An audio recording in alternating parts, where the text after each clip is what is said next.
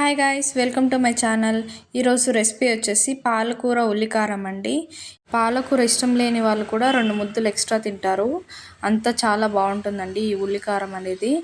ఒకసారి మీ ఇంట్లోనూ ఇలా ట్రై చేసి ఎలా వచ్చిందో కమెంట్ చేయండి. ఇప్పుడైతే మనం దీన్ని ఎలా ప్రిపేర్ చేయాలో చూద్దాము. ఫస్ట్ అయితే పాలకూర తీసుకొని బాగా కడిగి పెట్టుకోండి. తర్వాత నేను ఒక ఆనియన్ తీసుకొని కట్ చేసుకుంటున్నా చిన్న చిన్న పీసెస్గా. తర్వాత పాలకూరని ఎంత వీలైతే అంత చిన్నగా కట్ చేసుకోండి. అప్పుడే మనకి చేయడానికి చాలా బాగుంటుంది. నేనైతే చిన్నగా కట్ చేసుకుంటున్నా, మీరు చూడొచ్చు ఇక్కడ. తర్వాత ఇప్పుడు కావాల్సిన ఇంగ్రీడియంట్స్ తెల్లగడ్డలు, ఎర్రగడ్డ, తర్వాత మనం కట్ చేసి పెట్టుకున్న పాలకూర. తర్వాత ఒక మిక్సీ జార్ తీసుకొని దాంతో ఒక ఎర్రగడ్డ, తర్వాత తెల్లగడ్డ వేసుకోండి. తర్వాత నేనైతే 2 స్పూన్లు కారం వేసుకుంటున్నాను.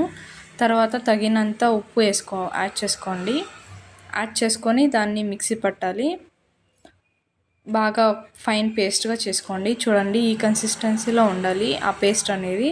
అప్పుడే మనకి పర్ఫెక్ట్గా వస్తుంది. తర్వాత ఇప్పుడు ఒక ప్యాన్ తీసుకొని అందులో 2 స్పూన్స్ ఆఫ్ ఆయిల్ వేసుకోండి. అది హీట్ అయిన తర్వాత సాసులు 1 స్పూన్ వేసుకోండి. తర్వాత జీలకర్ర 1 స్పూన్ వేసుకోండి. ఇవన్నీ వేసుకొని అది చిటపట్లాడిన తర్వాత ముందుగా మనం చేసి పెట్టుకున్న ఉల్లికారం ఉంది కదండి, అది వేసుకోండి. అది పచ్చివాసన పోయే వరకు కొంచెంసేపు హీట్ చేసుకోండి. తర్వాత పచ్చివాసన పోయిన తర్వాత మనం ముందుగా కట్ చేసి పెట్టుకున్న పాలకూరని యాడ్ చేసుకొని బాగా మిక్స్ చేసుకోండి. ఇందులో వాటర్ అనేది యాడ్ చేసుకోవద్దు, ఎందుకంటే పాలకూరలోనే వాటర్ అనేది ఉంటుంది.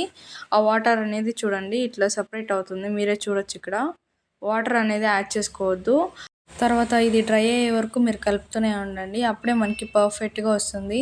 తర్వాత మీరు ప్లేట్లోకి సర్వ్ చేసుకోవడమే. వేడి అన్నంకి ఉల్లికారం అనేది చాలా బాగుంటుందండి ఈ కాంబినేషన్ అనేది. పక్కన వడియాలు కూడా పెట్టుకోండి, అక్కడక్కడ తగులుతుంటే చాలా బాగుంటుంది ఈ కాంబినేషన్ అనేది. మీరు ఒకసారి ట్రై చేయండి.